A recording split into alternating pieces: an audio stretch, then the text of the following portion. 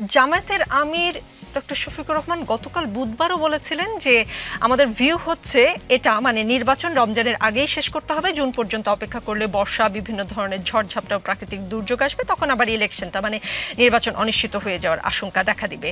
সেই জন্য আমরা চাইছি ওই আশঙ্কার আগেই যেন নির্বাচন হয়ে যায়। কিন্তু আজকে জামায়াতের আমির বলেন তারা মানে বিদেশিরা আমাদের দেশে নির্বাচন নিয়ে জানতে চেয়েছে যে এই নির্বাচন কখন হবে, কিভাবে হবে। আমরা বলেছি অনেক ত্যাগ এবং চেষ্টার বিনিময়ে যে পরিবেশ এসেছে সেই পরিবেশ তিনটি ম্যান্ডেটরি জিনিস দাবি করছে। আজকে আমরা শুনলাম তিনটি ম্যান্ডেটরি জিনিসের কথা। তিনটি দাবি বিস্তারিত দর্শকরা নিশ্চয়ই জানেন বা যমুনা টেলিভিশনের নিউজেও দেখেছেন। জামায়াতের আমির এটাও বলেছেন শর্ত পূরণ ছাড়া মার্চ ফেব্রুয়ারি কোনো কিছুই ঠিক থাকবে কিনা আল্লাহই ভালো বলতে পারেন।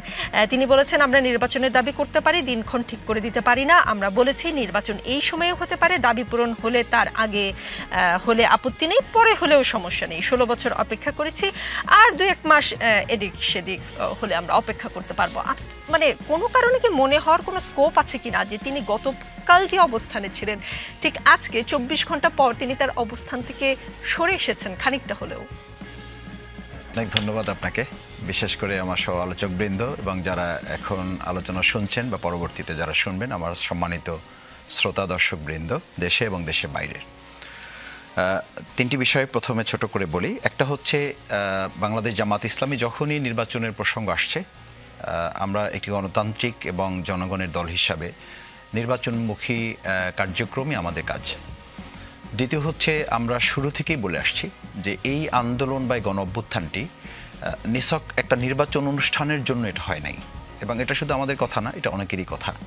সেই কথার সূত্র ধরে আমরা তিনটা জিনিস প্রথম থেকেই হাইলাইটস করার চেষ্টা করেছি, প্রায়োরিটি বেসিস আমরা এটাকে বলেছি। এক নম্বর বলেছি যে বিচারটা নিশ্চিত করা প্রয়োজন। কারণ হচ্ছে আপনি যাদেরকে দিয়ে নির্বাচন করাবেন, নির্বাচন শুধু পাবলিক পারসেপশনের ব্যাপার না, নির্বাচনের সাথে সরকারের অনেকগুলো উইংয়ের ব্যাপার আছে। যারা এই 17 বছর দেশ পরিচালনায় একটা মানে জনগণের ম্যান্ডেট ছাড়া নির্বাচনগুলো সম্পন্ন করেছে, দিনের ভোট রাতে করেছে, জনগণের ম্যান্ডেট ছাড়া তারা নির্বাচনগুলো সম্পন্ন করে ফেলেছে, সেরকমই একটা মেকানিজম আপনি ঠিক 6 মাস 7 মাসের মধ্যে হঠাৎ করে পরিবর্তন করে খুব অংশগ্রহণমূলক অবাধ সুষ্ঠু একটা নির্বাচন আপনি করতে পারবেন, এটা শুধু অকল্পনীয় না, এটা অসম্ভবও। যে তার কিছু চিত্রও কিন্তু আমাদের সামনে আছে। আমরা প্রায়শই লক্ষ্য করি সরকারে যারা আছেন, আমরা যারা মাঠ পর্যায়ে কিছু কাজ করি ক্ষুদ্র কর্মী হিসাবে, আমরা খেয়াল করি যে কিছু কথা যখন প্রশাসনের কাছে বলা হয়, আমরা প্রায় বলি ফ্যাসিস্টের দোসররা অমুক জায়গায় বসে আছে, এবং এই দোসরদেরকে কিন্তু 3 ভাগের 1 ভাগও এখন পর্যন্ত সরানো সম্ভব হয় নাই। তার মানে আরও 2 ভাগ এখন স্টিল তারা রয়ে গেছে।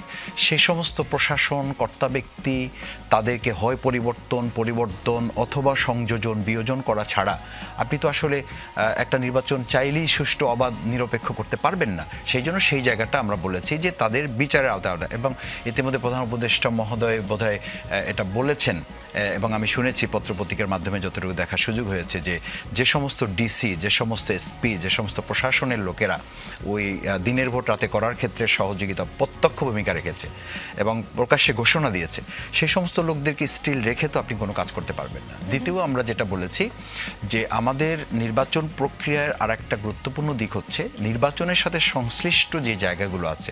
নির্বাচন কমিশন, আপনি জানেন যে বাংলাদেশ জামাত ইসলামী এই অভ্যুত্থানের পরে সর্বপ্রথম আমরা 41 দফা একটা রূপরেখা বা একটা সংস্কার প্রস্তাবনা আমরা দিয়েছি।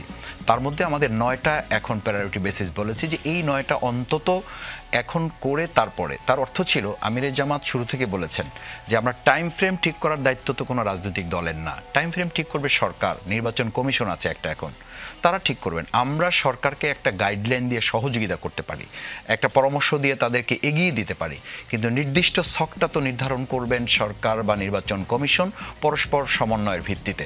সেই জায়গাটা যদি একটা রাজনৈতিক দল ঠিক করে দেয়, এবং ধরেন আমি বললাম জামাত ইসলামী যে আমরা ডিসেম্বরে চাই, তাহলে কিন্তু এটা নির্বাচনে প্রভাব সৃষ্টি করারও একটা অংশ হয়। যে জামাত ইসলামী বলেছে বা বিএনপি বলেছে বা এনসিপি বলেছে, সে তাদের কথাটা রাখা হয়েছে, তো এটা তো নির্বাচনের অর্ধেক হয়ে যাওয়ার মতো একটা ব্যাপার। সুতরাং জামাত ইসলামী বা আমি মনে করি কোনো দলেরই ঠিক একেবারে হিসাব কিতাব করে ধরে ধরে লাইন বাই লাইন বা পয়েন্ট করে মাস ডেট ঠিক করে বলে দেওয়াটা যথাযথ নয়। এটা সরকার বা নির্বাচন কমিশনের প্রতি ইনসাফ করা হয় না, জনগণের প্রতি এটা ইনসাফ করা হয় না। কারণ আপনি ধরেই নেবেন যে তাহলে বিএনপির কথা শোনা হচ্ছে বা তাহলে জামাতের কথা শোনা হচ্ছে, তাহলে এটা জামাতের সরকার, তাহলে এটা বিএনপির সরকার বা তাহলে এটা ছাত্রদের সরকার। সেই জায়গাটা আমি মনে করি যে জামাত দুটো কথা বলেছে, যৌক্তিক সময় এবং বিচার নির্বাচন কমিশনের সাথে সম্পৃক্ত ব্যক্তি যাদেরকে, তাদেরকে যত দ্রুত সম্ভব তাদেরকে সংস্কারের আওতায় নিয়ে এসে নির্বাচনটা সম্পন্ন করা। সেই জায়গায় জামাতের আমির গতকাল এবং আজকের বক্তব্যের মধ্যে আমার মনে হয় না তেমন মৌলিক কোনো পার্থক্য আছে। তিনি গতকালও যা বলেছেন, শুরু থেকে যা বলেছেন, আজকেও তিনি তাই বলেছেন যে মূল কথা হচ্ছে আমাদের নির্বাচনটা দরকার। কারণ হচ্ছে যে আপনি যদি মার্চ বা ফেব্রুয়ারিটা পার করে ফেলেন, ফেব্রুয়ারি পার করে ফেলার পরে আমাদের এক্সাম চলে আসে, আমাদের দেশের যে কি বলে ক্লাইমেট সিচুয়েশন চলে আসে, আবহাওয়া সংকট অনেকগুলো, অর্থাৎ তার মানে আবার আপনাকে ডিসেম্বরে চলে যেতে হবে। সেই জায়গাটা আমরা মনে করি যে সরকার বিবেচনায় রেখে এই টাইমের মধ্যে সম্ভব যৌক্তিক সংস্কারগুলো সম্পন্ন করে নির্বাচনটা আয়োজন করবে।